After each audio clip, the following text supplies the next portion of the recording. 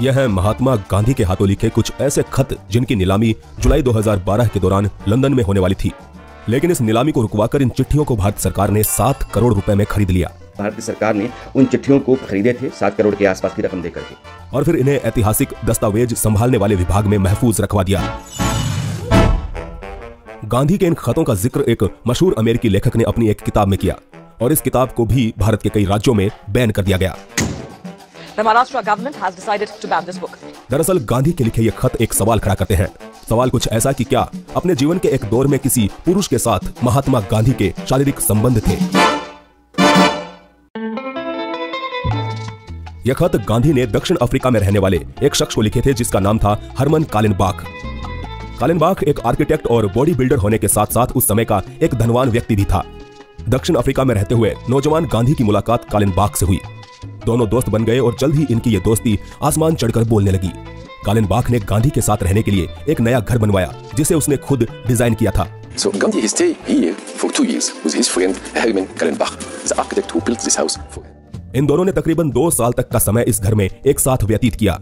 कालिनबाख को गांधी इस कदर अच्छा लगने लगा कि उसने जोहान्सबर्ग के पास मौजूद अपना 1000 एकड़ खेत भी गांधी के नाम कर दिया।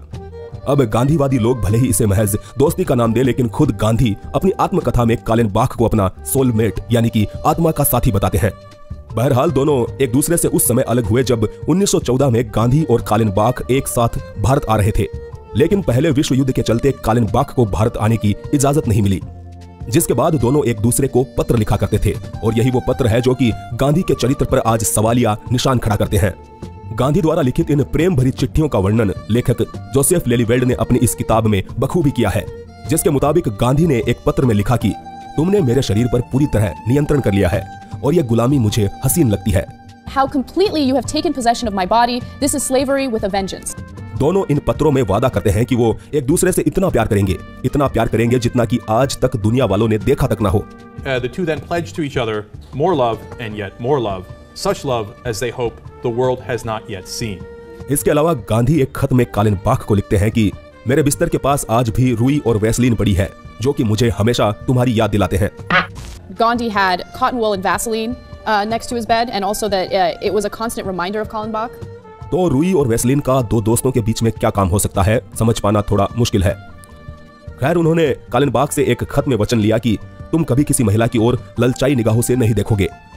एक खत में उन्होंने लिखा कि मैं कभी कल्पना भी नहीं कर सकता कि पुरुष और स्त्री के बीच इंटरकोर्स इतना बदसूरत हो सकता है। सन 1933 में भेजी चिट्ठी में गांधी ने अपनी पत्नी को सबसे जहरीली औरत बताया। इन पत्रों को आधार बनाकर जोसेफ लेलीवेल्ड ने अपनी किताब ग्रेट सोल में दावा किया कि हरमन कालिनबाख के साथ रहने के लिए ही गांधी ने अपनी पत्नी से किनारा कर लिया और ब्रह्मचर्य धारण कर लिया। हैरानी की बात है कि खुद गांधी की पत्नी कस्तूरबा गांधी भी अपनी डायरी में लिखती है कि कालिनबाख के सानिध्य में आने के बाद से मेरा पति मुझसे दूर होता जा रहा है। जाहिर है कालिनबाख ने भी गांधी को पत्र लिखे थे, लेकिन वो पत्र आज तक नहीं मिले। शायद गांधी जी उन्हें संभाल कर नहीं रख पाए।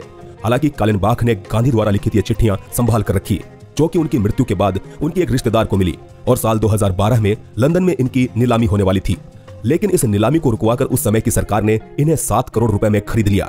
India's Ministry of Culture looked through these letters and wrote back to the government, it is quote the highest priority that we purchase these right away. इसी वजह से इंटरनेशनल मीडिया अटकलें लगाने लगी कि यह खरीदारी इस चिंता के कारण की गई थी कि इन पत्रों से पता चलेगा कि गांधी समलैंगिक थे। दोस्तों, समलैंगिक होने को हम बुरा नहीं बता रहे और ना ही कानून के अंतर्गत ये कोई अपराध है, लेकिन अगर वही शख्स सत्य को छुपाए जिसने दुनिया को सत्य और अहिंसा का पाठ पढ़ाया हो तो चर्चा तो बनती है। यार, वीडियो अच्छा लगा हो तो लाइक जरूर करें, अपने दोस्तों के साथ शेयर करें और हमारे चैनल पर अगर आप नए हैं तो सब्सक्राइब करके जरूर जाएं। धन्यवाद।